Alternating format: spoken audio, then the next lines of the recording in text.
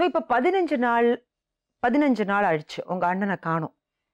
இப்போ உங்க அண்ணன் என்ன செய்யறாரு, எங்க இருக்காருன்னு உங்களுக்கு தெரியாதுல்ல? தெரியாது. ஆனா எங்க ரிப்போர்ட்டர்ஸ் போய் வெள்ளிவாக்க ஏரியால நீங்க கொடுத்த இன்ஃபர்மேஷன் வச்சு இவங்க போய் தேடி பார்த்தப்ப உங்க அண்ணன் அங்க பிச்சை எடுக்கிறாரு அதே ஏரியால. இது உங்களுக்கு தெரியுமா தெரியாது? தெரியாது. தெரியாது. வருத்தமா இருக்குல்ல?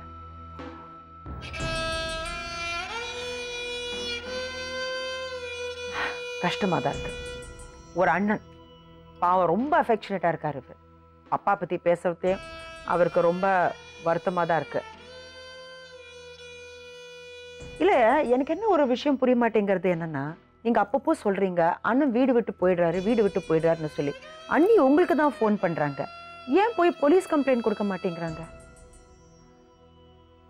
இப்போ ஒரு கணவன் காணாம போச்சு, இப்ப வீட்டுல இல்ல, அப்பப்போ ஓடி போறாரு. மனைவி என்ன செய்யணும்? முதல்ல போய் போலீஸ் ஸ்டேஷன்ல தானே கம்ப்ளைண்ட் கொடுக்கணும். அதை அவங்க செய்யறாங்களா இல்லையா? இல்ல மேடம். ரிப்போர்ட்டே பண்ணல. எவ்வளவு தடவை அவர் ஓடி இருப்பாரு வீடு விட்டு? எனக்கு தெரிஞ்சு இதோட சேர்த்து 4 தடவை வந்திருக்கு. 4 தடவை. ஒரு தடவை கூட அவங்க போலீஸ் கம்ப்ளைண்ட் செய்து கொடுத்தது இல்ல. சரி, அவங்க உங்களுக்கு ஃபோன் பண்ணி சொல்றாங்கல்ல அண்ணன் வீட்டுல இருந்து ஓடி போயிட்டாருன்னு சொல்லி, நீங்க போலீஸ் கம்ப்ளைண்ட் கொடுத்தீங்களா? இல்ல மேடம், நான் கொடுக்கல. ஏன் கொடுக்கல? அதான் மேடம், பிரச்சனை என்னன்னு தெரியாம அண்ணன் கம்ப்ளைண்ட் கொடுத்தது. பிரச்சனை அதுக்கப்புறம் தான். இப்ப அண்ணன் காணாம போயிட்டாருன்னு சொன்னா முதல் வேலை நம்ம செய்யறது என்ன? போலீஸ் நம்ம கம்ப்ளைண்ட் கொடுக்கணும். சரி, ஒரு தடவை போனாரு, 2 தடவை போனாரு, அப்பப்போ போறாருன்னா நம்ம என்ன செய்யணும்? நம்ம கடமை என்ன? சைனா மேடம், நான் தான் சைடம் தான் இல்லைன்னு சொல்ல வரல. இப்ப நீங்க ஏன் உங்க கடமையை செய்யல? அதாவது நான் வந்து சில ப்ராப்ளத்தில் எங்கள் வீட்டில் இருந்தேன். நான் வந்து தனியாக கொடுத்து வந்துட்டு ரொம்ப கஷ்டப்பட்டுருந்தேன். நான் எங்கள் பூந்தமல்லி சைடு வந்து நான் வந்து வாட்டர் சப்ளை பண்ணுறேன். சரிங்களா? ஆனால் இதெல்லாம் வந்து நான் ஃபேஸ் பண்ணலண்ணா. இல்லை, என்னதான் கஷ்டமா இருந்தாலும் சரி, வாழ்க்கையில் நம்மளுக்கு போராட்டம், கஷ்டம், ஃபேமிலி ப்ராப்ளம்ஸ், ரெஸ்பான்சிபிலிட்டிஸ் இதெல்லாம் ஒரு பக்கம்.